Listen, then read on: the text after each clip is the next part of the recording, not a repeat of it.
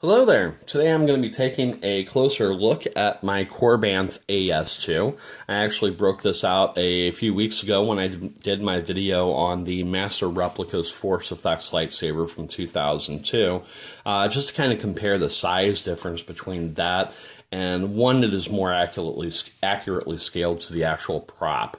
The older Master Replicas Force Effects lightsabers were a lot larger due to the fact that the electronics installation install, made it necessary for them to be scaled a little bit, or scaled up a little bit. And that's really kind of the difference that 18 years of technology makes, between what we can do now in the smaller hilts and what they had to pack into a larger hilt before. So this is the Korbanth AS2. I purchased this in the fall last year when it was on clearance. There were actually only 3 left, I think, when I purchased it. And was a really good buy. Once he ran out of these, he did briefly do a run on an AS2 V2, which is currently sold out, and I don't know if he's going to be doing that one again. I think one of the improvements that they made with the AS2, if I'm not mistaken, was that they actually had a better switch solution. One thing that I will say is there's a very good comparison and review video of this lightsaber versus the Tusken Slayer and the actual Master Replicas Limited Edition 1-to-1 replica of this lightsaber by Shamino's workshop, and he really does a good job of just comparing it with pretty much the end, the final word in the prop replica, which would have been the Master Replicas 1-to-1. This lightsaber is actually slightly longer. It comes in at about 10 3/4 inches long. And it actually is, just from what I saw in the comparison video, it's about the same size as far as its diameter is concerned. Now, when I received this lightsaber, I had considered doing a unboxing video, but at the last minute, I decided not to. And I'm actually kind of glad about that because it really did not have a great out-of-the-box presentation. It was pretty disassembled at that point. It did not come with the T-tracks connected to it. The control box was disassembled. The little, we'll just go ahead and call them rounded off buttons on the control box were not there. The LEDs were not installed, and a few of the screws were also out of it as well. This also only came with a vented pommel. And aside from the pommel and your exterior parts like the T-tracks, this is really just a one-piece saber. It doesn't break down in the middle. Now you can see the little prongs down there at the end. That's actually for these LEDs, which that's what they're actually LEDs instead of just like shine through jewels. And that's actually one thing that I've seen in other videos that installers have had a problem with, because the LEDs here are in such close proximity to the blade retention screw.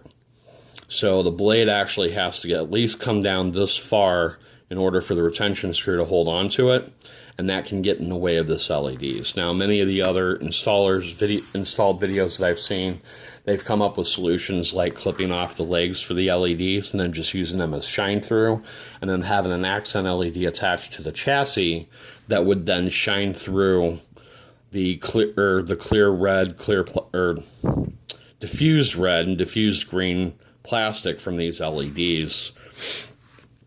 Another thing that I've actually seen in other videos is there's really not a practical switch solution.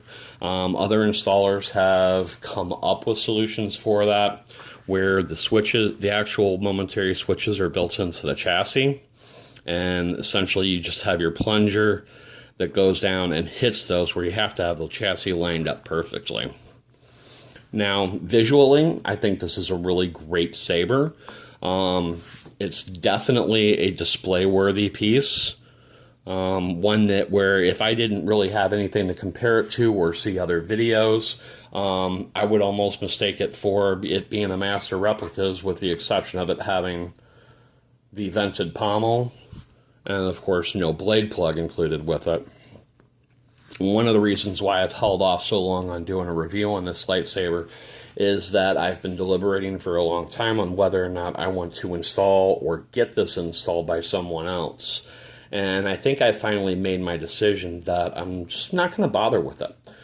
This one's just going to be a display saber. And if I just decided that I want to get an Anakin Skywalker Episode 2 style lightsaber, more than likely what I'm going to do is get the Vanguard from Saber Forge. It'll be a great opportunity to do a review on the Golden Harvest V3 card, as well as that, just in my opinion, when it comes to holding the saber, swinging it, dueling with it, this is just a very small lightsaber. And that's not a knock against Korbanth, who made this particular one. It's just more of a, my feeling with the original prop. This is actually scaled slightly larger than the real thing from Master Replicas. And I find that to be a little bit disappointing. If you actually look at the design with the T-tracks, the control box that, comes down perfectly at the 6 o'clock position, and especially here in the emitter section, it's clear that this lightsaber was inspired by Darth Vader's A New Hope hilt. So, one of my expectations actually would have been that the scaling on this lightsaber would have been a little bit closer to the scaling to Darth Vader's. We basically have, a very, very similar emitter section. The only difference being that in the Anakin Skywalker, it's chromed, and in the Darth Vader Episode 4 A New Hope version, it's black. We have the little ring at the top, the control box facing down at 6 o'clock, like I said, and the short T-grips as well. I think that in all reality, as far as using an installed lightsaber of this design, I would be more comfortable using one that's more of this scale right here. Go ahead and set that aside. We'll just take a quick look. And it's a very nice chromed finish. Quite a bit of a fingerprint magnet. In fact, you probably can't tell on the camera view right now, but it's covered in fingerprints already right now as it is. I really do like this hilt design. It's a beautiful saber. Like I said, I really like how it kind of paid the design of it. Has the inspiration from Darth Vader's lightsaber. A look at what Anakin is going to become. Like I said, the only real disappointment that I have is the scaling, but that, again, isn't Korbanth. That was just the actual design of the lightsaber itself. All in all, it's a great display piece, and I'm glad I picked it up for the price that I did. Alright, well, that's going to pretty much do it for today. Thank you for watching. If you haven't, please subscribe. And if you enjoyed the video, hit that like button, leave a comment, let me know what you thought. Until next time, may the Force be with you.